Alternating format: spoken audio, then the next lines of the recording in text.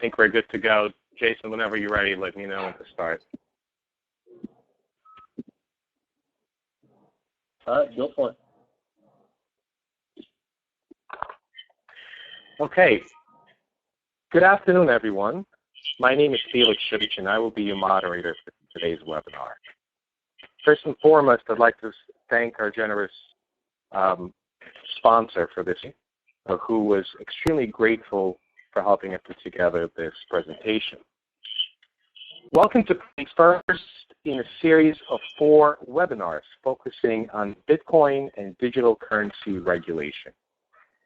Every Tuesday this month at this time, we'll be delving into some critical issues that digital currency businesses, users, and regulators are facing. There are many questions on the regulatory front, and with who exactly is the figure behind the burgeoning cryptocurrency. Since the introduction to the world in 2009 by the mysterious Satoshi Nakamoto, Bitcoin has garnered global attention from consumers in all sides of the financial spectrum. Many in the Bitcoin community have feared the uncertainty regarding regulation in the U.S., with the worst-case scenario being a complete ban of digital currencies. Thankfully, today the outlook is much brighter, as we see regulators acknowledging the existence of alternative cash payments. And so, as we saw recently, the IRS has issued guidance on prop taxing Bitcoin. The IRS views Bitcoin as property, and as such, capital gains can be taxed. Recently also released guidance on digital currency mining. California lifted the ban on cash alternatives, paving the way for the state's disruptive tech scene to get into Bitcoin. The recent BitLicense Department of Financial Services contributed to a slightly clearer picture on the relationship between state regulators and digital currencies. And we'll talk about this proposal during this session today. And retailers such as Newegg, Overstock, Tiger Direct, and Dell are accepting Bitcoin. However, it's not just the major tech businesses getting into Bitcoin. You're probably well aware that the NBA's Sacramento Kings are now accepting Bitcoin for merchandise, and smaller merchants around the world are also on the day, giving credence to the thought that Bitcoin is here to stay. Bitcoin itself is disruptive, with some evangelists claiming it has the power to disrupt and improve upon the traditional financial institutions. It's a double-edged sword, since regulators are still having difficulty in defining and regulating Bitcoin, the currency protocol, and the spirit of which is meant to be controlled by any one party.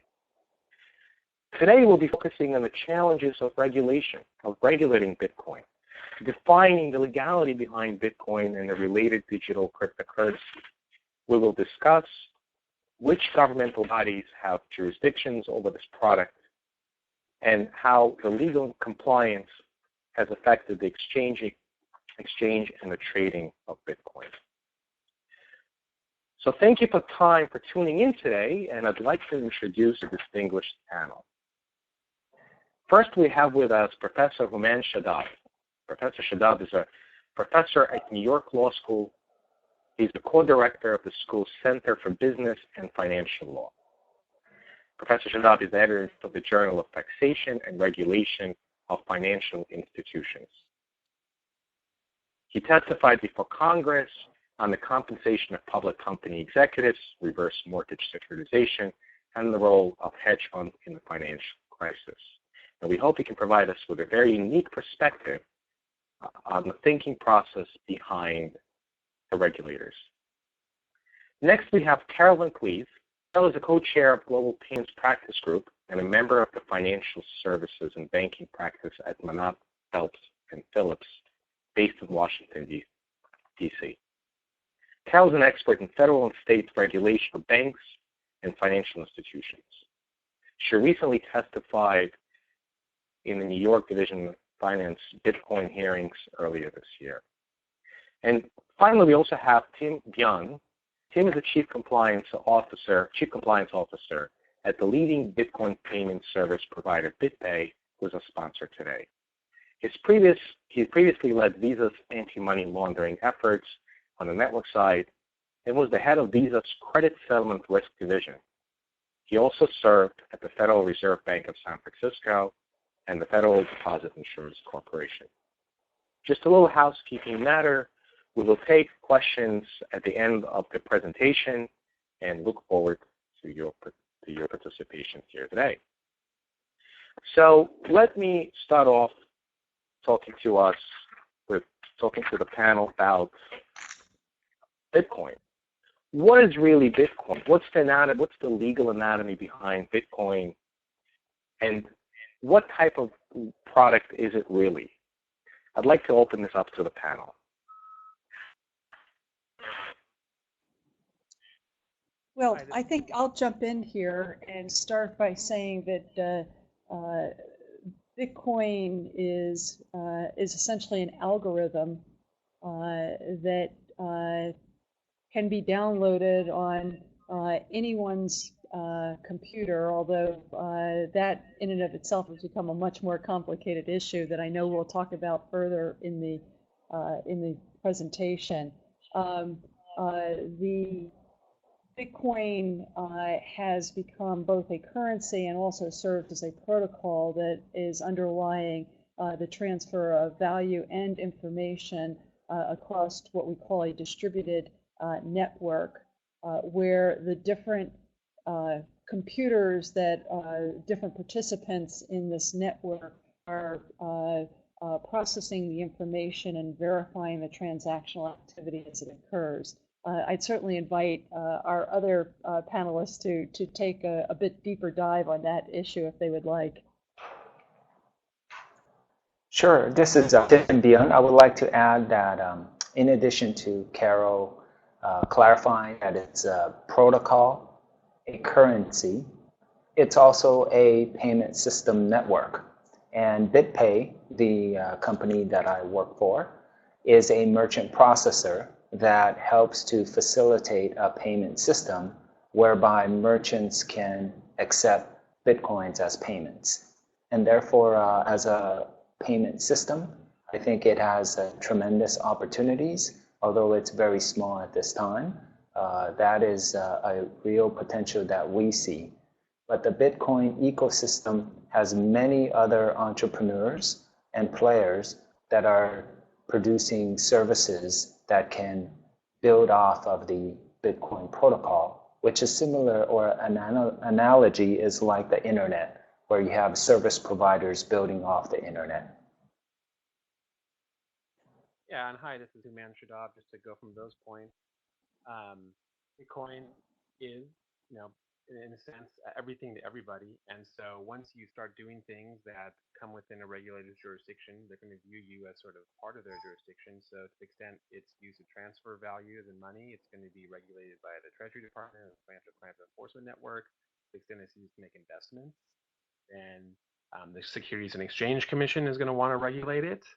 And to the extent it's used for derivatives, the Commodity Futures Trading Commission, and so on and so forth. IRS as well sees it as sort of a type of property that you can invest in and have gains and losses. So Bitcoin is, besides all the technological and payment system features, from a legal point of view, it's really sort of everything. It just depends what context.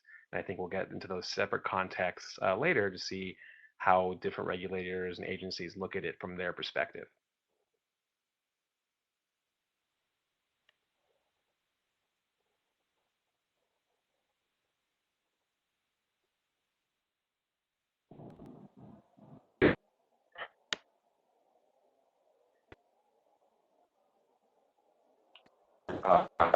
So that's all I'll say on that front.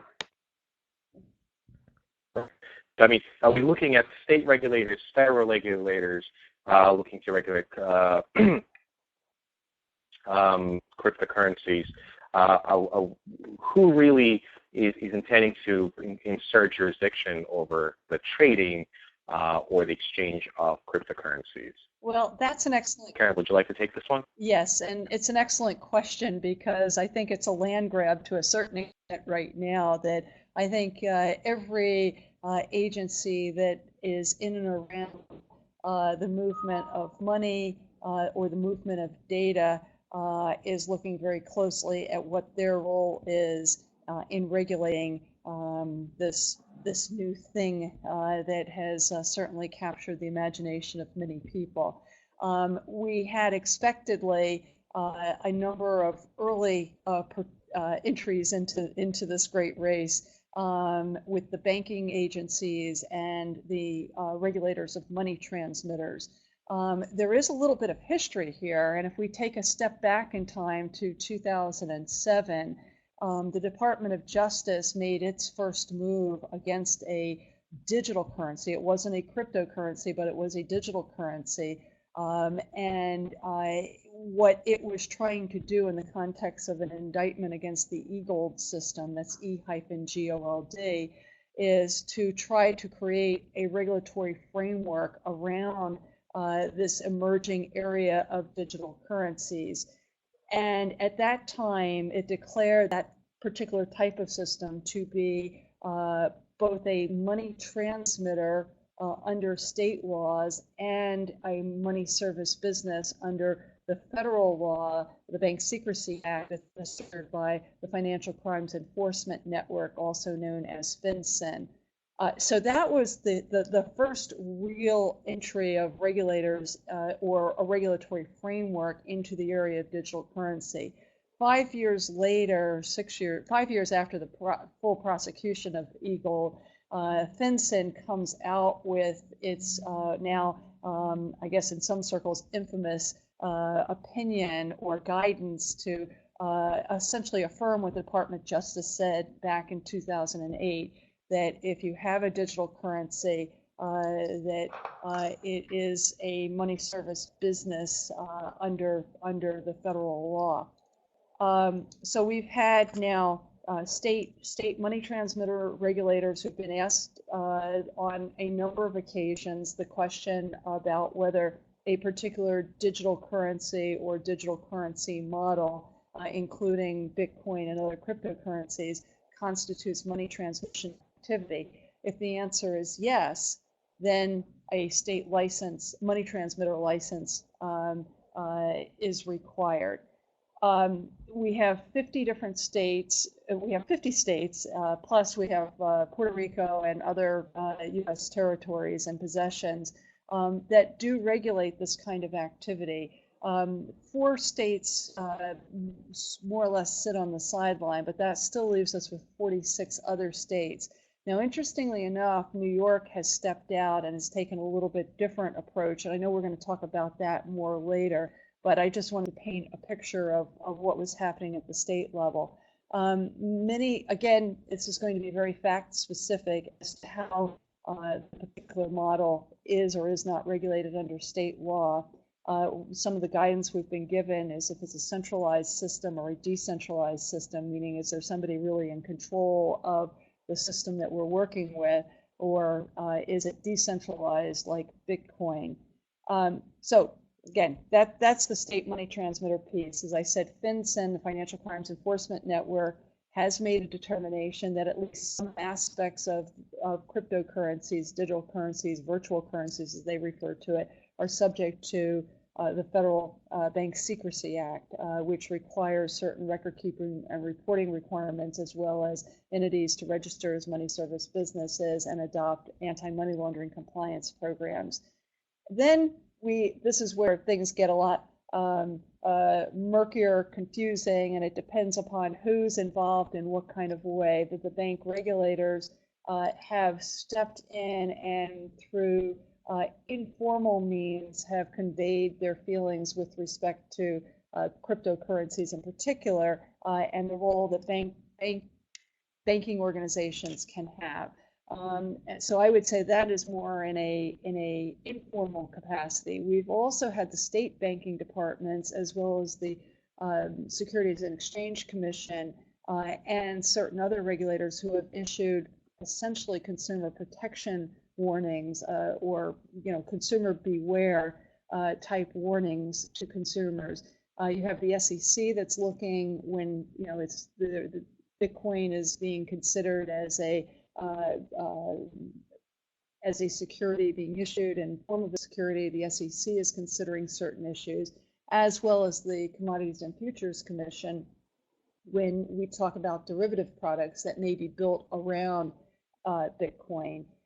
Then we have the General Accountability Office, GAO, that issued a report back in June that's reviewed all the different players at the table so far and came out with a recommendation. They thought that the new Consumer Financial Protection Bureau, CFPB, also needed to be there.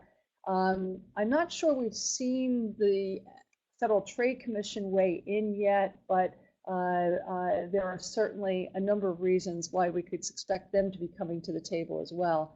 And I should note that this is just a quick summary of what's going on in the US. We have similar types of debates that are happening in a number of countries around the world as well.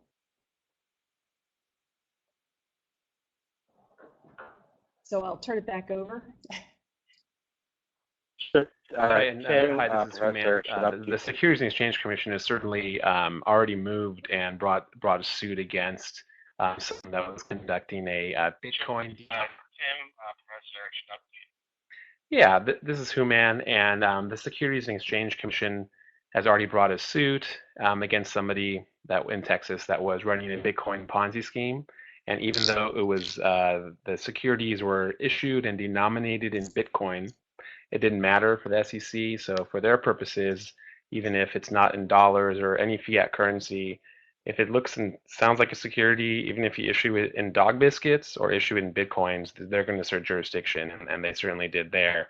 And even sort of more recently, and probably obviously, a Bitcoin startup that was not properly registered pursuant to the Securities Act was also fined and disgorged with its profits because it didn't comply with just the general securities regulation.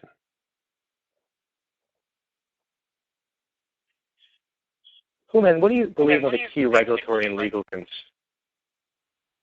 behind Bitcoin? What are the legalities behind it? Yeah, I certainly just to go over Carol's points. It was just for transmitting and transferring that will basically capture you under either money services business or money transmitter, which is at the state level, or at the sort of federal level, Bank Secrecy Act issues. And then now we're having New York and other states sort of maybe move forward on very specific virtual currency regulation for exchanges and other types of businesses, and require specific licenses for them. So that's just from the transmission exchange issue. And certainly if you're transmitting overseas, that may implicate other jurisdictions as well. If I could add a point to Human's comment, is that if a bank decided to get involved with Bitcoin or another cryptocurrency, and whether it engaged in exchange or other related activities, the bank likely would not need any special kind of license, that its banking charter should cover it already. It's not an area that's been particularly explored yet. We are seeing more and more interest from the banking industry, but it's an interesting element because once the banks do decide to jump in, they would have a significant advantage from a regulatory perspective because they already have their regulatory framework or infrastructure in place.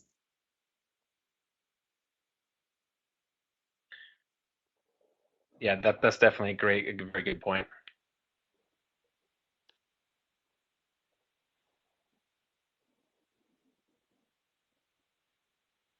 Are they?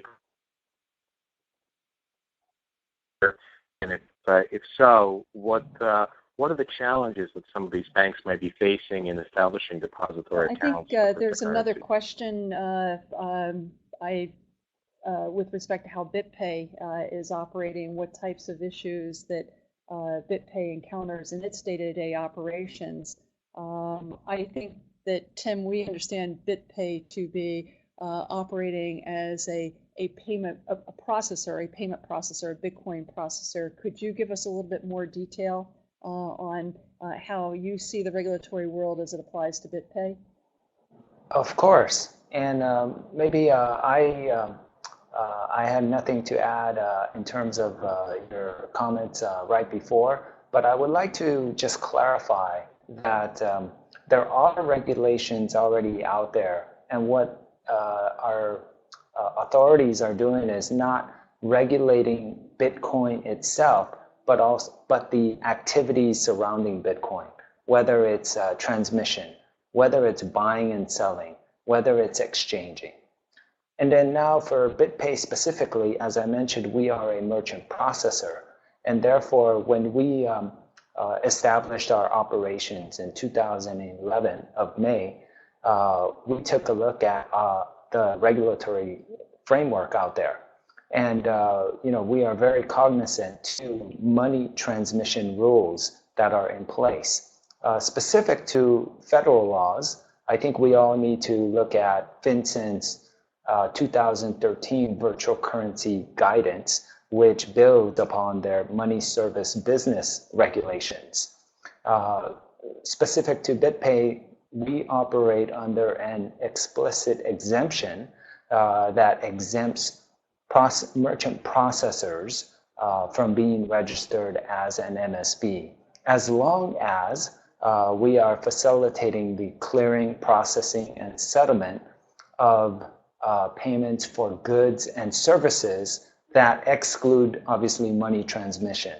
So they wanted to be sure to close any loophole. We can't service MSBs, otherwise we would be facilitating in the money service business. Well, and Tim, you raised a couple of very interesting points there. I think that is a very good comment to say that there are rules that are out there, and what we're seeing is how those existing rules in our financial services arena are being adjusted to this new thing called cryptocurrency. Interestingly enough, an area where there's a great deal of review at the moment is the area of payment processing in the more traditional world, whether it's processing of credit card transactions or processing of ACH. And so we have sort of simultaneously a process underway of looking at how that area should be regulated. And at the same time, we're having a whole payment processing industry build out in the cryptocurrency world. And so we're going to see, Mike, how the issues as they're now being resolved in sort of the more traditional world are also going to play off into the payment processing world for cryptocurrencies as well. I think that's a great forward-looking insight, because as you know, we feel that we are in a very traditional service providing space of merchant processing. In the old credit card or traditional credit card world, you have companies such as Global Payments, First Data, TSYS, that provides these services to merchants, and they are, not as visible to the consumers, but obviously serving and providing services to the merchants. So that is the singular space that we are in. Unlike other Bitcoin service providers that may do merchant processing as well as securing Bitcoins for consumers or buying and selling Bitcoins for consumers, we operate in that singular merchant processing business. And therefore, I think, we are always cognizantly looking at what is happening with regulations, including the newly proposed bit license by the New York DFS, and therefore, as a corporate citizen, we will comply with regulations as applicable to our business activities. Well, that's a great segue. Oh, I'm sorry. Go ahead.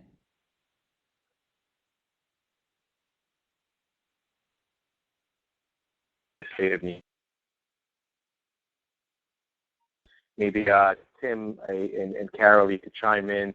What do you how do you envision the future for bit licenses? Who's going to be affected by the New York's proposal, and are we likely to actually see other states follow down the same path?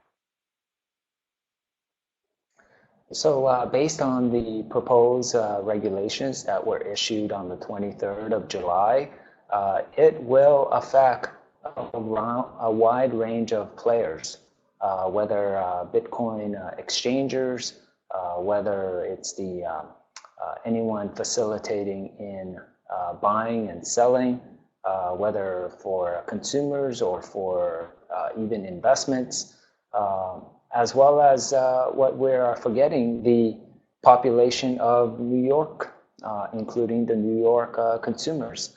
So I think it has a wide-ranging implication, and therefore we are in an open feedback period, and I would suggest and recommend that everyone, all stakeholders, reply back in this open period and provide your comments. Because in short, we feel that while there were good intentions, there are significant misses in the proposed regulation. And so we're hopeful that the New York DFS can use this feedback period to preserve jobs and continue to innovate as they claim that that's their mission. And just to add to that, I do think that other states follow New York's lead, probably not exactly, but in the sense that they may start promulgating specific state level licenses or regulations for virtual currency businesses. I think that's too early to state because a few states have said that they are not kind of in line, if I could use that word very generously, with the proposed regulations. Specific states such as Texas has already come out with guidance that I feel are not aligned with the New York proposed regs. And therefore, I think only time will tell. But I think, as you know, we have federal standards here in the US, as well as 46 states. So the states have their own authority, and obviously they coordinate and talk to each other, but there are going to be nuances state by state. The process of having a uniform set of state statutes is probably at best a very painful one. A number of years ago, a national money transmitter statute or uniform money transmitter statute was proposed. And I can't tell you offhand, but as of today, there are more than a handful of states who have adopted that uniform code in some form or another, but many of them have changed it, have modified it in different ways. And but we certainly, I don't even think half of the states have ever adopted it.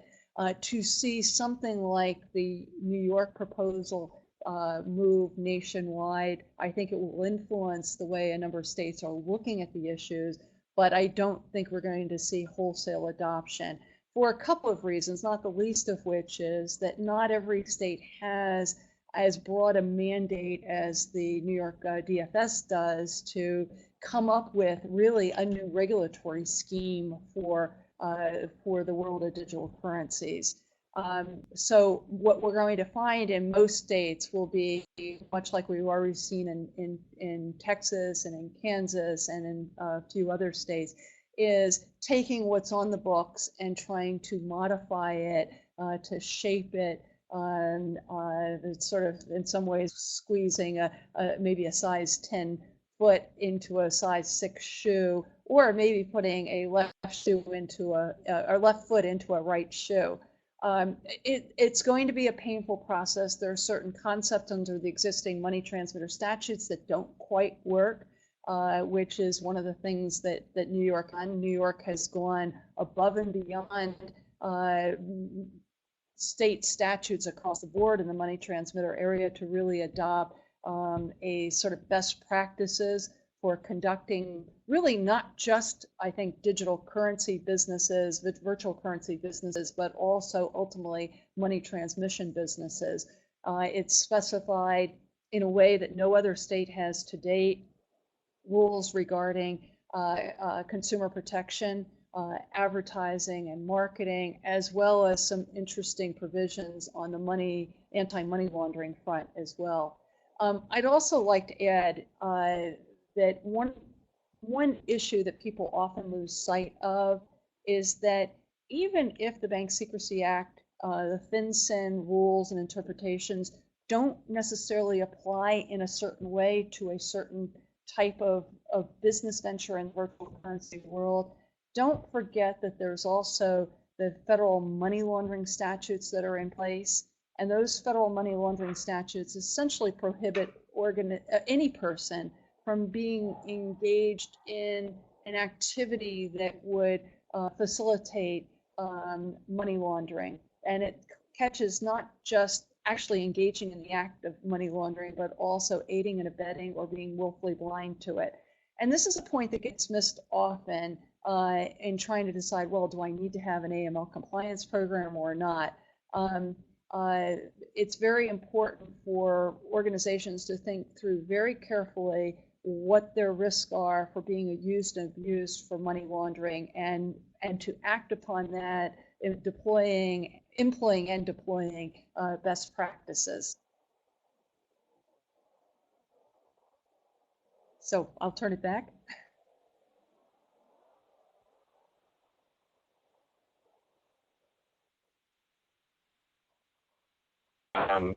Though it's not Q&A time yet, but some of the questions did touch upon the subject of the CFTC. Well, I think our next question was going to relate around cryptocurrency exchanges. And Human, your thoughts in terms of how the exchanges are going to be regulated, especially if we're dealing with Bitcoin as a vehicle for securities? Yeah, that's right. And we did want to talk about these new venues, and I was going to turn it over to Human. Great, thanks so much.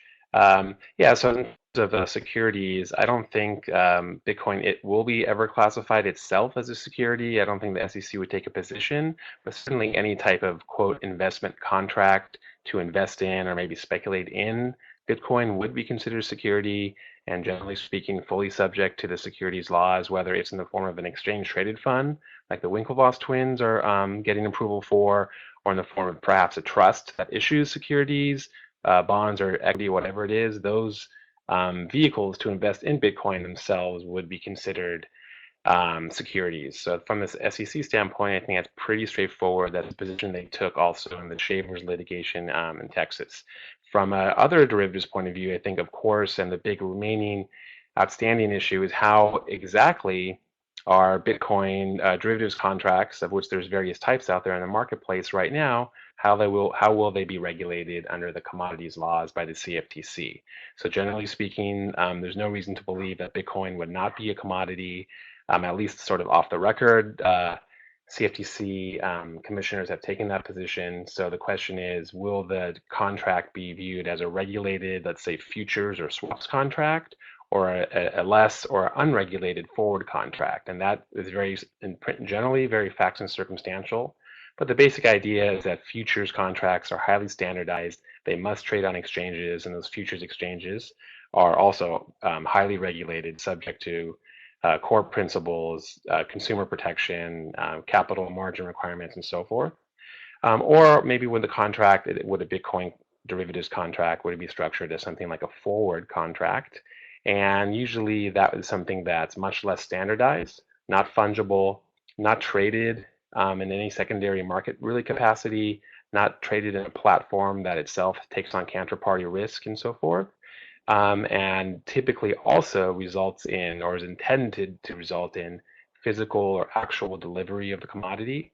In different contexts, the CFTC has taken the position that intangible commodities, which Bitcoin may qualify as one, including contractual rights, pollution allowances, and so forth, those can qualify as, quote, physical delivery for the purposes of forward contracts. And so that's sort of the futures versus forward distinction. And there's also swaps regulation, which after Dodd-Frank have become much more heavily regulated, generally subject to mandatory clearing and trading on the swaps execution facility or some other similar platform. And I think the key idea there is, again, is this Bitcoin swaps contract to exchange maybe Bitcoin for dollars and vice versa at the end of the transaction, is that the type of, first of all, swaps that's subject to mandatory clearing or not, because there is a wide range of swaps that are being exempted from mandatory clearing. But even so, they're still going to be subject to pretty onerous cap or margin requirements for uncleared swaps. Or maybe you can sort of get out of the swaps regime entirely by being basically, again, a physically delivered forward or swaps agreement, which would subject you to any type of regulation. From the perspective of merchants that want to decrease volatility using swaps, they don't have to worry too much about swaps regulation if they went that way. Because they would probably qualify for the commercial and user exemption under the swaps regime, and they would have probably a reporting requirement, but they would not directly have to be subject to capital or margin requirements. So just like oil companies or airline companies that use swaps to hedge their fuel price risk, they're not subject to the clearing mandate. All these questions are still relatively open. What exactly a Bitcoin forward versus a Bitcoin future looks like is still a bit up in the air, at least. And what physical delivery and so forth looks like is also a bit up in the air. Some market participants, they want to use physical delivery of Bitcoin in part because they won't be so regulated. They may be qualifying as forwards. On the other hand, given the sort of liquidity issues with Bitcoin, it may be easier to cash settle the contracts. But if you cash settle them, you may be subject to the sort of futures or even swaps regime. I'll leave it at that. Thank you, man. Sure. Tim, here's an interesting question for you. As the regulatory landscape of cryptocurrencies is evolving, we touched upon New York's proposal.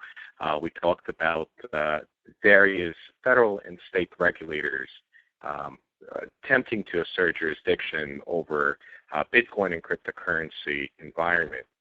Do you think the industry would benefit from having its own self-regulatory organization? And how would it affect BitPay? Would BitPay be supportive of such an effort? In short, I think BitPay would be supportive to see how that movement could come into place. But even before that, I want to state that BitPay already has supported that good sound rules are needed. So even before the New York DFS, even before the virtual currency guidance in 2013, BitPay has promoted and operated with an AML program. Specifically, we KYC all of our merchants, know your customer, or KYC all of our merchants, and we think it's just a good business practice in the merchant processing space. Now, as a former regulator, I think there's pluses and minuses of a SRO, but I think having good standards that companies operate with, I think that's first and foremost paramount. It helps to ensure consumer protection. It helps to ensure good controls for the company itself. But I'm not, I think I would be interested in seeing a movement like that, but that's not my first option to simply say the Bitcoin industry needs a SRO.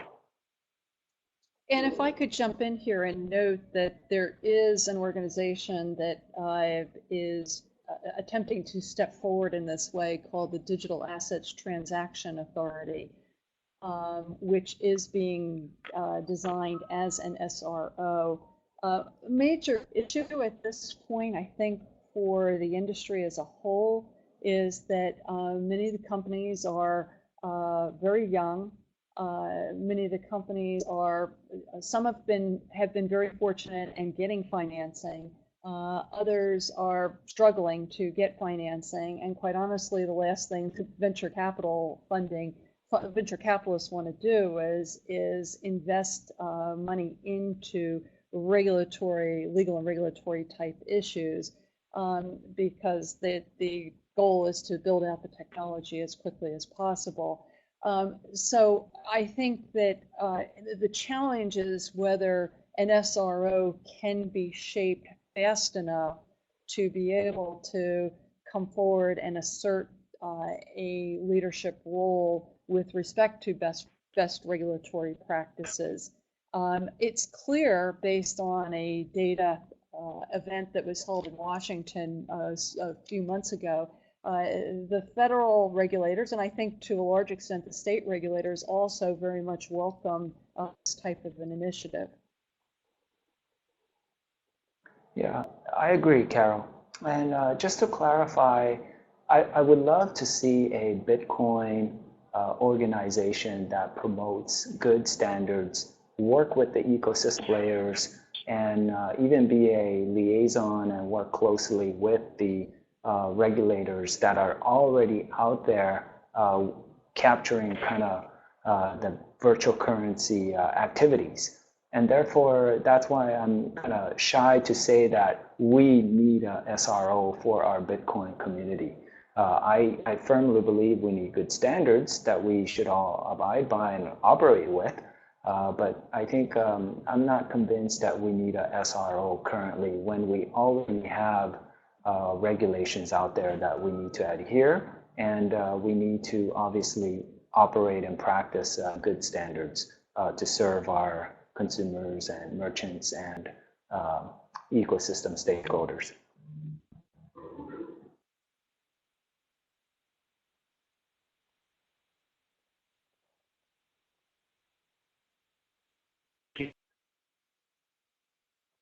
Environment, this cryptocurrency environment from scratch. Let's sort of scratch everything that we discussed on this call and start from beginning. And you have this blank piece of paper. What would you make this system look like? I was afraid I was going to get asked that question. I know that I think I had suggested during our pre-call work.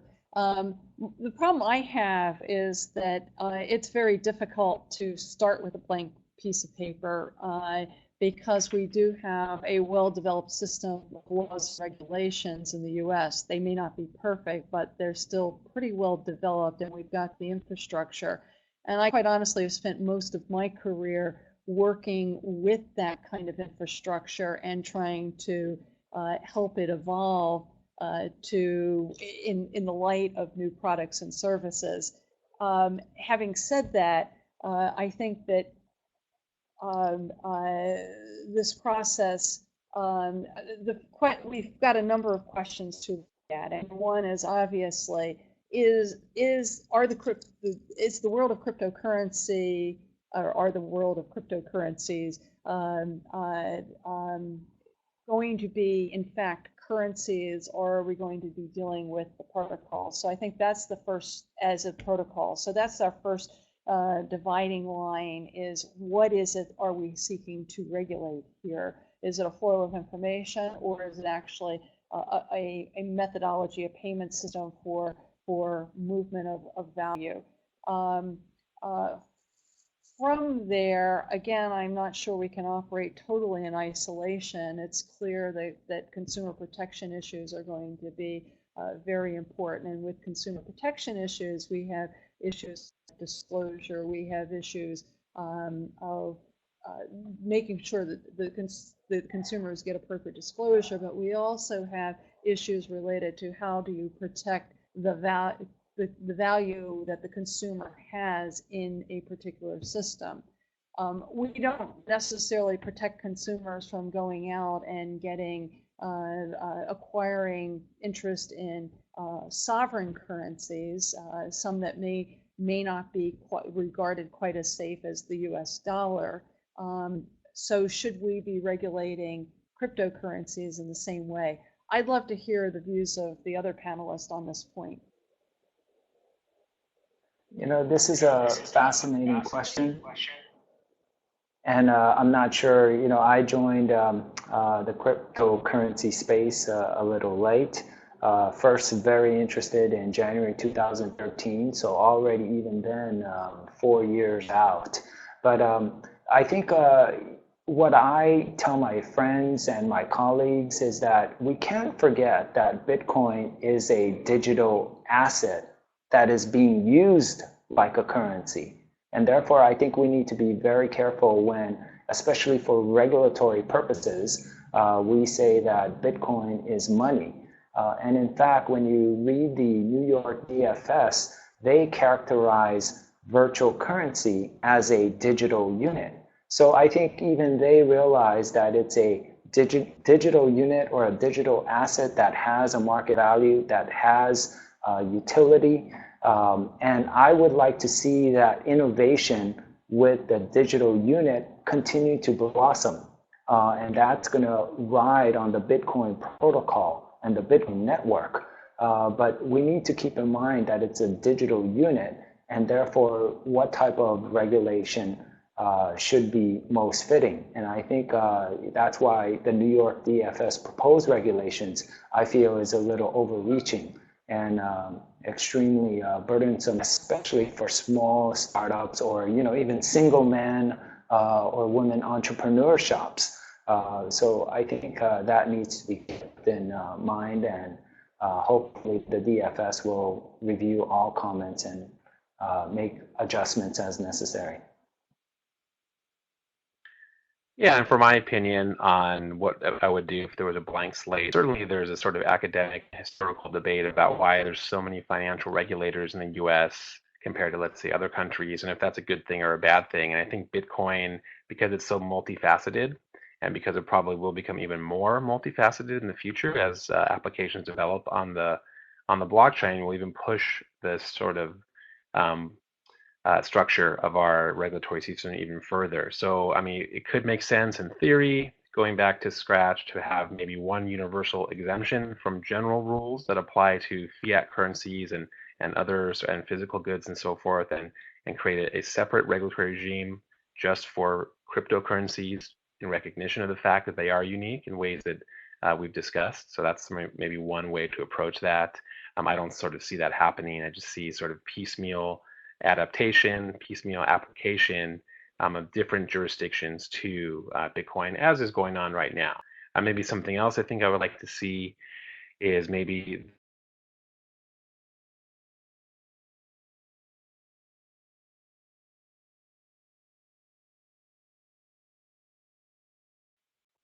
the acceptability need of anti-money laundering or consumer protection and so forth. That's maybe another way to look at that, just to sort of prevent duplicative and redundant and costly regulations applying to one business that operates across the country, not to mention the world. And I think that Tim made a good comment earlier that New York has undertaken a good effort in part starting with a clean slate, though it's very difficult as you start to evaluate the different issues as to how far you can go with that brand new slate. I think Tim's comment also earlier should be reiterated, is that we have something out there to work with now. Blowing it up, which there's been a great deal of discourse within the Bitcoin community about doing so, is not the way probably to go if we want to see the cryptocurrency activity in the state of New York anytime in the near future.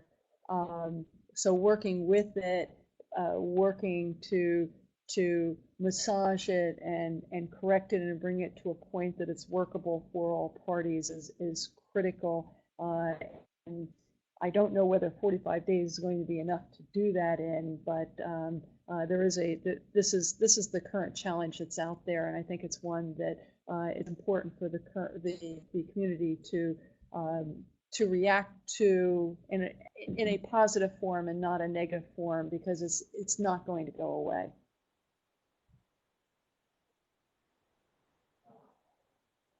Questions for the panel, and in the meantime, sure, Tim. Go ahead. Tim, go ahead. I think you had one last comment. No. So I just wanted to say that I think. Sorry, Felix. I just wanted to say that I think not good effort, but good intentions can be seen by the New York DFS. But I would really earnestly like them to rethink kind of some of the principles or basis of their proposed regulations. Talking about a blank slate of regulatory expectations, one possible scenario that I would like to see is really just leveraging the current local, national, and federal and international regulations that are already in place. So, we have already the Bank Secrecy Act. We have New York money transmitter license rules. We have already FATF as well as the EU for the European countries. And therefore, the AML framework is built on looking at the touch points of fiat currencies. And even Bitcoin will touch fiat currencies at one point, whether it's conversion at the end, whether it's, to move your Bitcoins to eventually a bank account if you want to do that. So I think there's tremendous opportunities to leverage the current AML frameworks that are already out there without being overburdensome.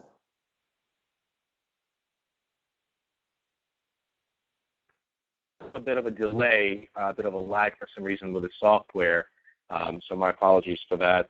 One last question for the panel, and in the meantime, if you'd like to start sending in your questions, we'll only be able to take one or two because of time constraints.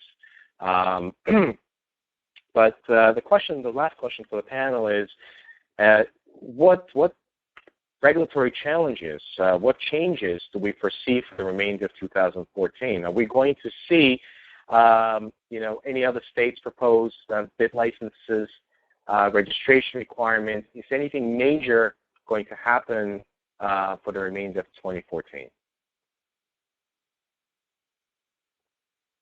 Hi, this is Human.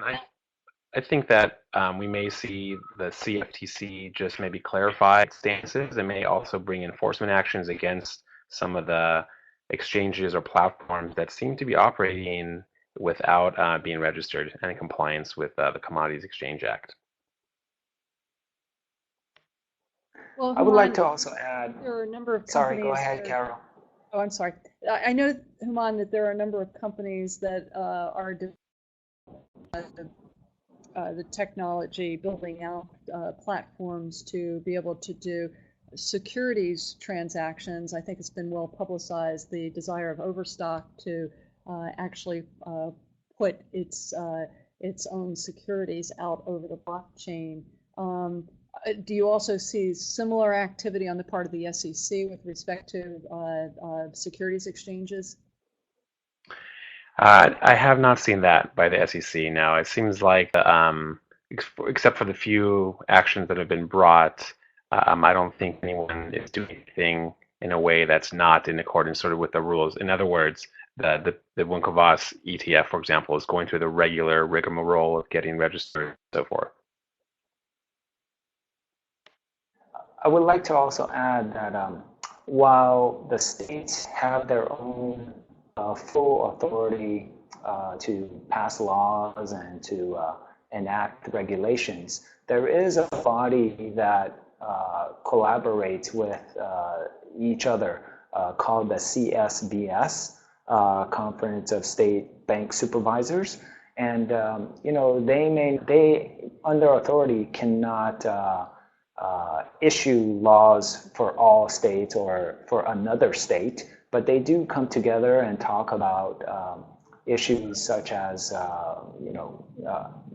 propose Bitcoin regulations. And I think they may come out with maybe some basic principles or guidelines or themes that are not state law, which state laws need to be passed by the respective states, but that may give us a hint of where the states as a joint body might be going, if that's any relief. But, that's what I see maybe perhaps later in 2014. I'm going to be very reluctant to predict that New York will actually be able to finalize its bit license regulations and have them become effective. It's clear that they have created a very interesting conversation within the industry. I think there are lots of issues to sort through there. Well, I expect that there are other states that are working towards policy announcements in this area.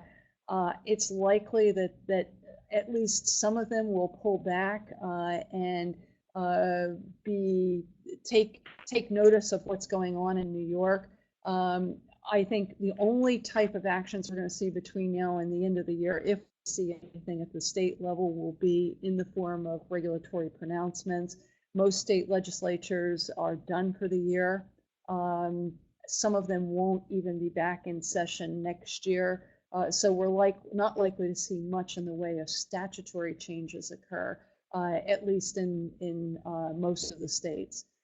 At the federal level, I think we're going to see the CFPB step up its activities, but we have to keep in mind again that the ramp up for CFPB is fairly, the time that they need is fairly substantial. So for example, just in the last couple of weeks, several weeks, they've actually posted a complaint board for prepaid cards. That's been something that's been in the works almost since the CFPB opened its doors. How long before they set up a cryptocurrency complaint site? I'm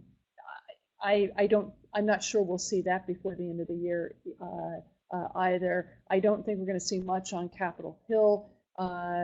Mainly because it's an election year and there's only literally a handful of legislative days left.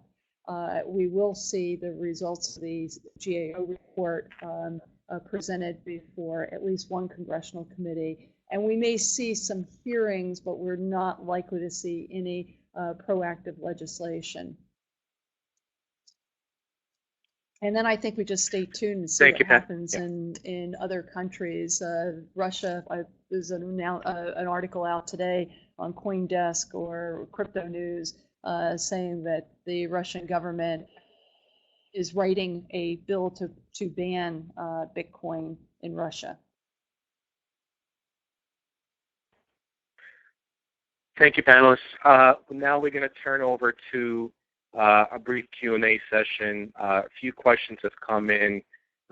So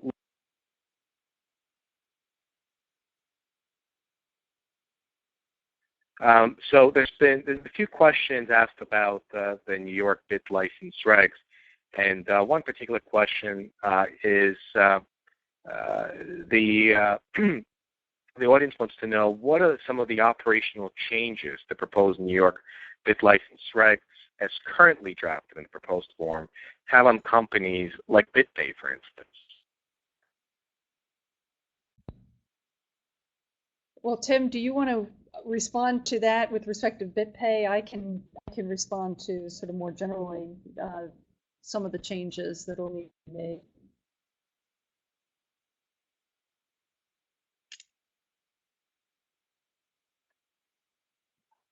Well, I guess I'll jump in here. And I think we lost him. That we have that. Sorry, can you hear me now?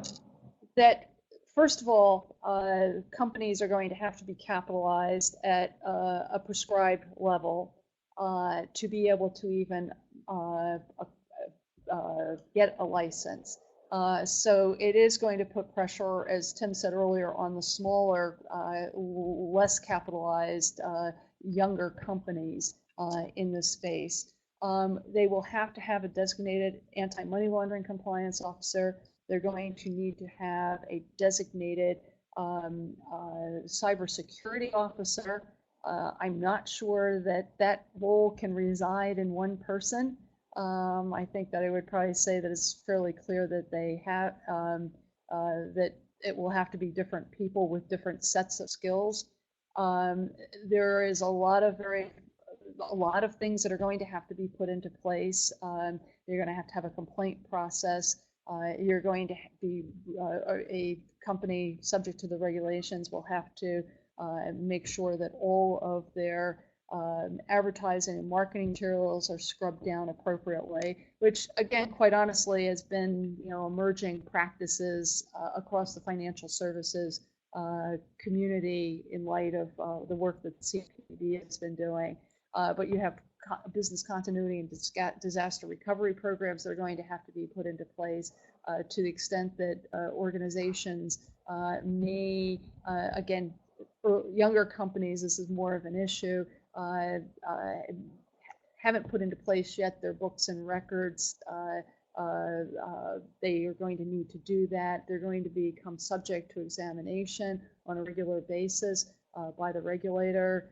We often find that as one gets licensed in more states and has to manage examinations from a variety of states, ultimately you end up having probably like one person who's going to take the point on that. So clearly they're going to have to be FTEs that are going to have to be hired for this, and just there will be definitely some very significant change in operations for many companies as a result of this rule if it goes through as it is proposed. Hello, can you hear me now? Yes, we can, Tim. So I don't know why I was, but anyway, I would like to add that currently the proposed regulations does have an exemption for merchants as well as consumers.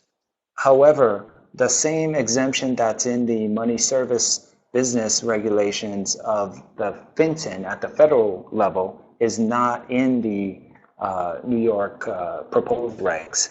And therefore, for a company like BitPay, we are in no man's land, and therefore we need to seek clarity from the New York DFS, which we will do so during this feedback period. But I also want to emphasize that what we really see is that it's overburdensome, which raises barriers that can stymie growth and job innovation.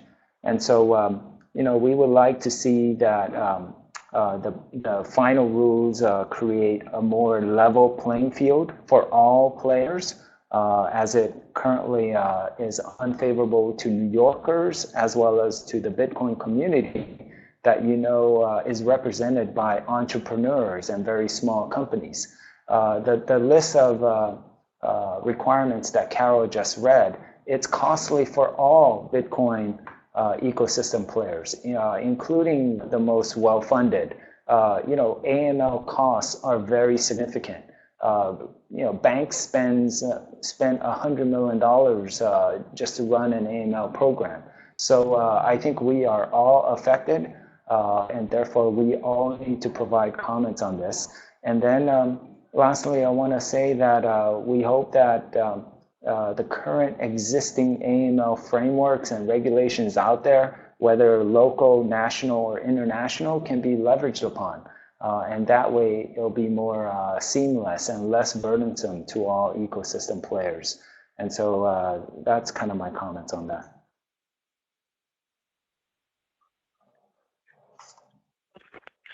Thank you, Tim. Thank you, Carol. Thank you, Iman. We're actually out of time. I unfortunately won't be able to take any more questions at this time, but I'd like to thank our distinguished panel for their time and commitment, and to all the participants. We hope next Tuesday at 1 p.m. at our next webinar titled Bitcoin on Wall Street. Thank you, and this will be the end of the first webinar, part 1, Legality of Bitcoin. Thank you very much.